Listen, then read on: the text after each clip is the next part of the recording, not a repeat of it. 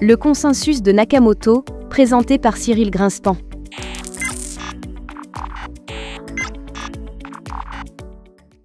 Revenons brièvement sur le calcul de la double dépense. Pour comprendre le calcul de Satoshi Nakamoto, nous avons vu qu'il fallait supposer que l'attaquant prémine un bloc avant de lancer son attaque. On suppose que l'attaquant accomplit un travail préliminaire supplémentaire, où il parvient à prendre l'avantage d'un bloc sur la blockchain officielle avant de lancer véritablement son attaque.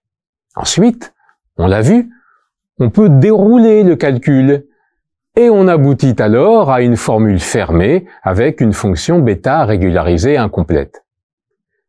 Mais allons plus loin. Un attaquant pourrait préminer davantage qu'un seul bloc.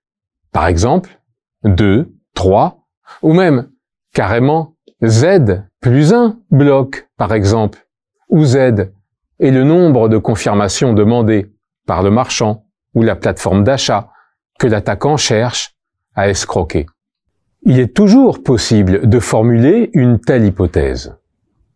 En effet, imaginons que l'attaquant mine seul, dans son coin, des blocs les uns à la suite des autres, et qu'il revient miner sur le dernier bloc de la blockchain officielle dès qu'il a un bloc de retard sur elle. L'avance, éventuellement réduite à 0 de l'attaquant sur la blockchain officielle, peut se matérialiser par une chaîne de Markov biaisée sur l'ensemble des nombres entiers naturels, qui est de plus réfléchi en 0. La probabilité d'aller à droite est Q.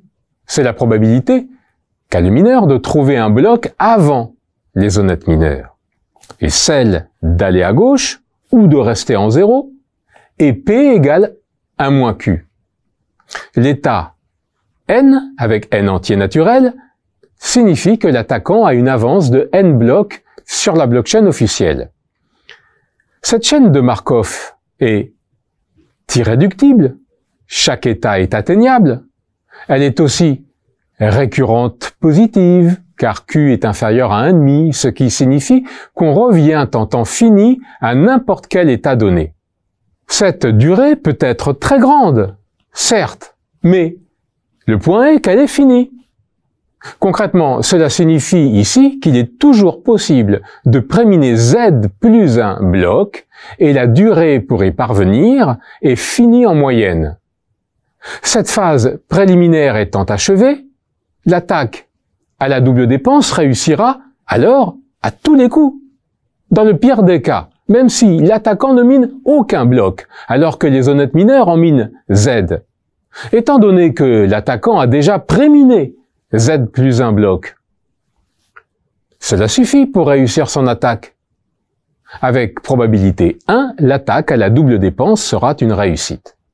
On comprend donc que le calcul de la probabilité de réussite d'une attaque à la double dépense, telle qu'imaginée par Satoshi Nakamoto dans la section 11 de son papier fondateur, ne suffit pas. Il faut prendre le problème avec plus de hauteur et chercher à comprendre pourquoi une stratégie de minage, déviante ou non, serait supérieure à une autre. Et on comprend alors, dans l'exemple précédent, où la phase de préminage peut être très longue, que la durée de l'attaque va jouer un rôle important. La notion de taux de hachage d'une stratégie de minage va nous aider à y voir plus clair. Selon les traces qu'il a pu laisser ici ou là, il est à peu près clair que Satoshi Nakamoto pensait que les règles du protocole Bitcoin qu'il a inventé sont en phase avec les intérêts des différents acteurs présents sur le réseau. Même s'il n'a pas été directement interrogé sur ce sujet, il n'y a qu'à relire le papier fondateur du Bitcoin pour s'en convaincre, et notamment la section 6 sur les incitations à suivre le protocole. L'intérêt privé des mineurs qui cherchent à maximiser leurs gains rejoindrait donc l'intérêt public qui souhaitent naturellement voir des blocs validés régulièrement dans un registre stable et de confiance.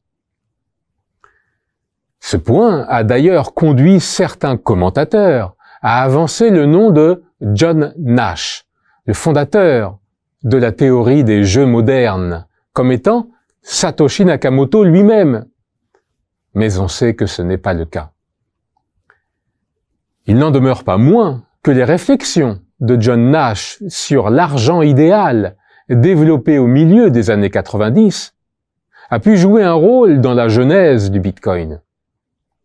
On sait en tout cas qu'elles ont marqué les esprits de certains cypherpunks comme Hal Finney, un cryptographe américain, qui fut le premier bénéficiaire d'une transaction Bitcoin. Quoi qu'il en soit, dès 2010, certains adeptes du Bitcoin, sur le forum bitcointalk.org, créé par Satoshi Nakamoto, se sont mis à douter d'un point précis du protocole. Pourquoi les mineurs devraient-ils rendre immédiatement public leur découverte?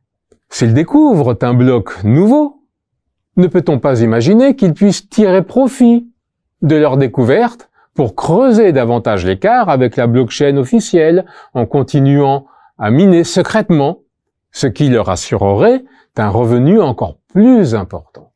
Est-il vrai que la stratégie honnête qui consiste à toujours publier ces blocs soit la plus rentable? Afin de poursuivre, mettons-nous d'accord sur ce qu'est une stratégie.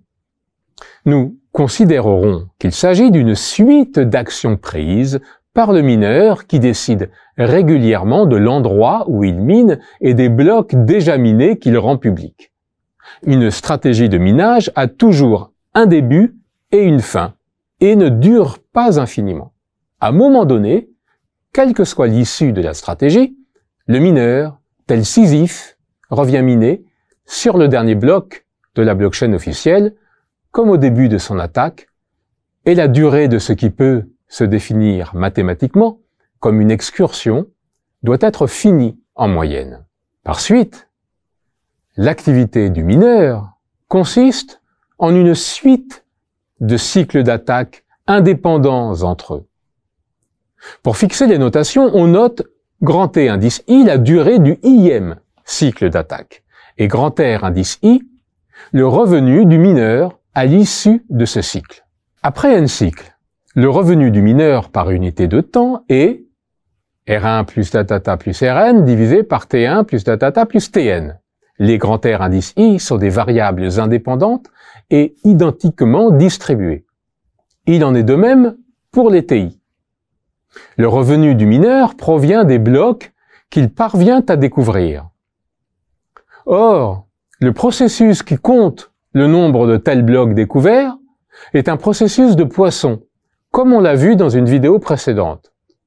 Par suite, sous l'hypothèse espérance de TI finie, on peut naturellement montrer que espérance de RI également finie et somme des RI sur somme des TI converge vers espérance de R divisé par espérance de grand T. Cette dernière limite est une conséquence de la loi forte des grands nombres. Ceci nous amène à la définition suivante.